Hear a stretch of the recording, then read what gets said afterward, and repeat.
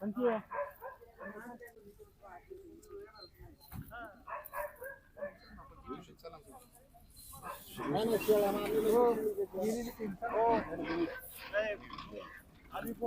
मिलिल हा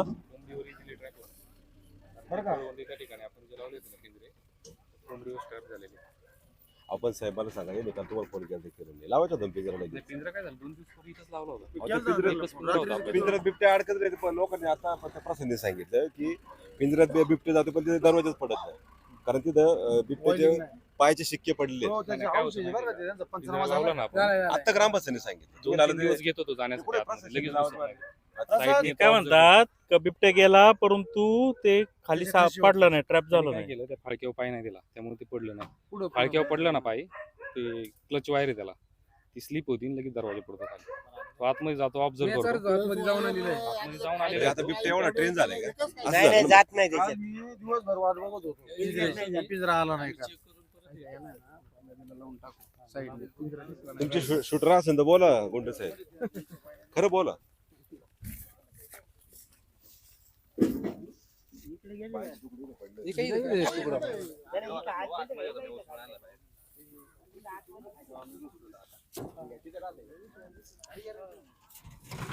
हे जे काही नवीन पिंजऱ्याची ऑर्डर केली होती त्यातला नवीन आहे का हा नवीन पिंजरा आहे आता एक 2-3 दिवसापूर्वी आलेला आहे पिंजरा हा आपण समोरच लावला होता 1 किलोमीटरवर 2 दिवसापूर्वी आणि घटना घडल्यामुळे इमर्जन्सी आपण इथं आणलाय तो तुमच्याकडे किती गाव आहेत माझ्याकडे टोटल 7 गाव आहेत 7 गाव सगळे बिबट्या प्रवण आहेत सगळे बिबट प्रवण क्षेत्र आहे माझ्याकडे बरं किती आले तुमच्या याच्यामध्ये विभागामध्ये तुम्ही जे 7 गावांमध्ये नवीन पिंजरे किती दिले सरकार आता सध्या काय केलंय पूर्ण आपल्या तालुक्यासाठी आलेलं आहे सध्या आता मी हा एक नवीन पिंजरा घेतला जसं की सेन्सिटिव्ह जास्त आहे तेव्हा हा नवीन पिंजरा मी एक घेतलेला आहे अजून येणार आहेत पिंजरे आपल्याला जसे येतील तसे लावण्यात येतील बरं एवढ्या 6 महिन्यामध्ये किती नवीन पिंजरे आले 6 महिन्यात एक 12 पिंजरे आलेले अजून प्रत्येक म्हणजे तालुका वाईज आलेले ते ह्या उतूरसाठी आतापर्यंत 12 आलेले पिंजरे आणि ते सगळे डिस्ट्रीब्यूट झालेले इकडे तिकडे फक्त 12 आले पाहिजे किती पिंजऱ्यांची मागणी तशी वेगवेगळी प्रत्येकाची विभागा वाईज येणार आहे अजून म्हणजे जसे बनवतात ते तसे म्हणजे जसे होतात ते तसे ते प्रोव्हाइड करतात आपल्याला पिंजरे बर आता तुमच्या ताब्यात किती आहेत या तुमच्या 7 गावामध्ये टोटल 12च आहेत का अजून आहेत काही नाही माझ्याकडे आता 7 गावामध्ये टोटल पिंजरे लागलेले आहे 8 पिंजरे लागलेले ऍक्टिव्ह आहे आणि हा जो पिंजरा आहे अजून समोर एक चिकूची बाग आहे तिथे एक पिंजरा केलेला आहे 2 पिंजरे हिवऱ्यासाठी दिलेले आहे बाकी गावांसाठी माझ्याकडे 6 गाव आहे तिथे 5 पिंजरे प्रत्येक गावासाठी असं याच्यामध्ये काय फुटप्रिंट दिसतात बिबट्याच्या पकडलेलं आहे का याच्यात नाही नवीन पिंजरा आहे टोटल नॅचरल आहे म्हणजे बिबट्याला वाटलं पाहिजे की काही बनवलेलं नाही नॅचरल कलरचा वास येतो वगैरे जाईल का बिबट्याला जाईल बिबट्याला भूक लागलेली असेल ना भुकीच्या तडाख्यात घुसतो तो आता त्या लोकांचं म्हणणं आहे का जो 9 शेळ्या आतमध्ये इकडे उसत आहेत बघू ना ऑब्झर्व करू पशुवैद्यकीय अधिकाऱ्यांना कॉल केला साहेब पण येतात आमचे आता कोणते कांबळे साहेब का कांबळे साहेब अरे हो आता बिबटे पकडले कुठं सोडतात सोडत वगैरे नाही माणिक डोला नेतो आपण डायरेक्ट बिबटे ट्रॅप झाला का माणिक डोला नेऊन ठेवतो तिथं तर असं कळलं का ते सगळं फुल झाले मग ठेवतो कुठं हे पिंजरे अशीच ठेवणार ना तिथं आपण असेच पिंजरे असे त्यांना खायला कसं दुसरे पिंजरे आहे ना सगळी सोय तिथं आता किती आहेत अशा पिंजऱ्यामध्ये कैद झालेले ती संख्या नाही सांगता बघा ठीक आहे तुमचं काय असेल गोपनीय विषय त्यामुळे नका सांगू मग जर असं ठेवत असेल तर नवीन पिंजरे मिळणार कधी ना मागून एक गाडीचा पिंजरा लागेल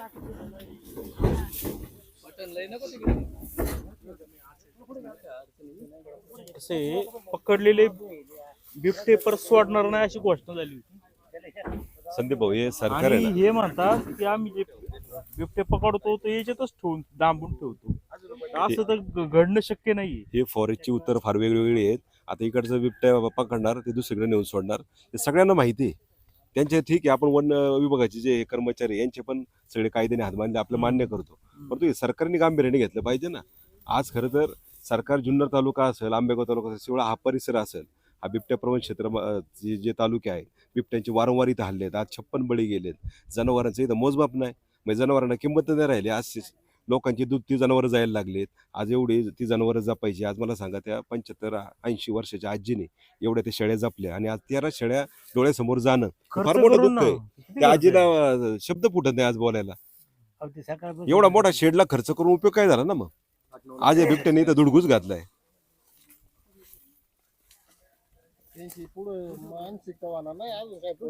कशाला कोण सांभाळील परत असं व्हायला लागलं.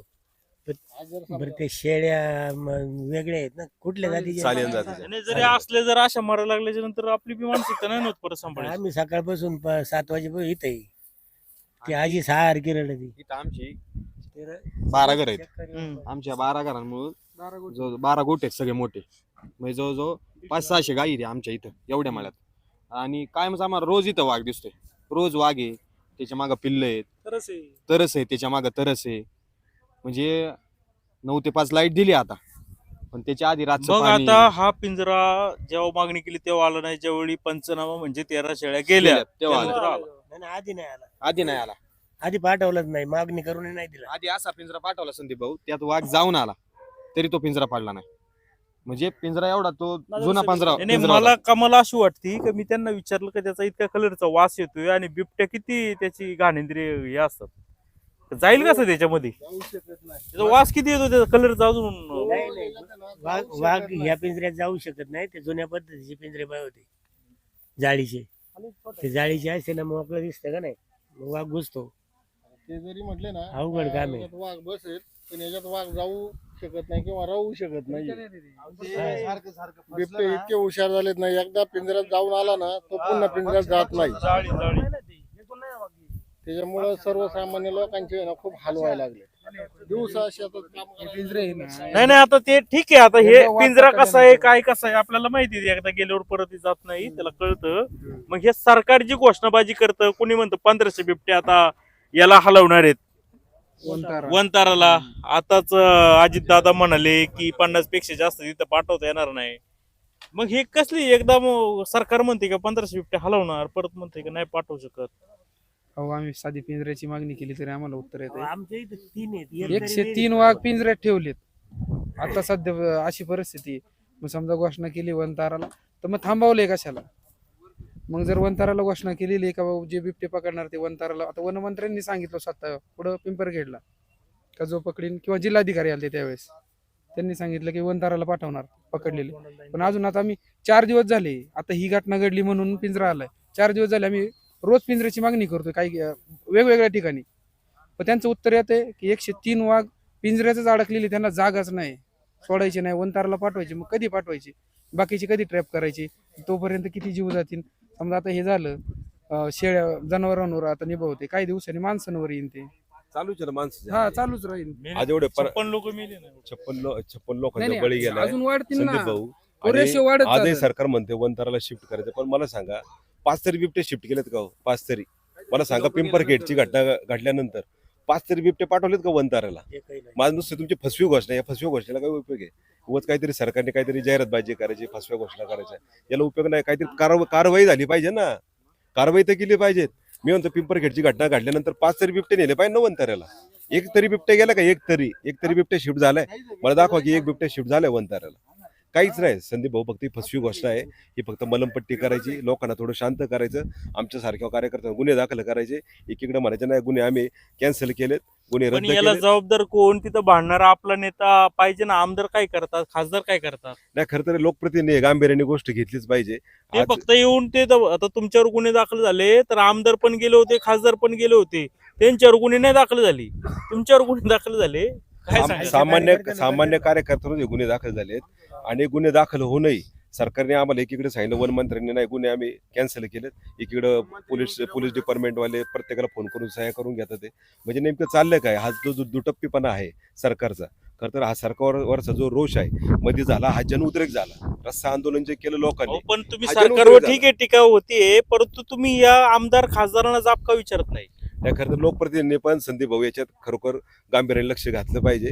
मनसरला पण त्या आंदोलनात दोन्ही लोकप्रतिनिधी त्या ठिकाणी सामील होते आणि अनेक शेतकरी ज्यावेळेस उपस्थित होते. पण शेतकऱ्यांना जो गुन्हा दाखल झाला, हा प्रत्येक गुन्हा दाखल झालाच पाहिजे होता. आज सगळे जण रस्त्यावर होते ना. आज तो जन उद्रेक होता. खरं तर सगळे लोकांचा, जुन्नर असेल, आंबेगाव असेल, सगळ्या लोकांचा जन उद्रेक झाला होता. पण गुन्हे ठराविक कार्यकर्त्यांनाच दाखल झाले. मग त्याच्यामुळे काय कारण असेल का अमोल कोल्हे किंवा शरद सोनवणे यांच्यावर गुन्हा दाखल झाला नाही? ते सरकारलाच माहिती, परंतु मग हे सरकारला सामील आहे, फक्त बहाणा करते तुमच्यामध्ये यायचा असं आहे का? नाही असं मला वाटत नाही, परंतु सरकारने या गोष्टीचा खरं तर मला सांगा, जर तुम्ही म्हणताय की इकडे आम्ही पारदर्शक कारभार करतोय, पोलीस डिपार्टमेंट पारदर्शक कारभार करतंय, मग एकीकडे काही ठराविक कार्यकर्त्यांनाच गुन्हे दाखल का होतात, हा पण सर्वसामान्याला प्रश्न पडतो ना मग.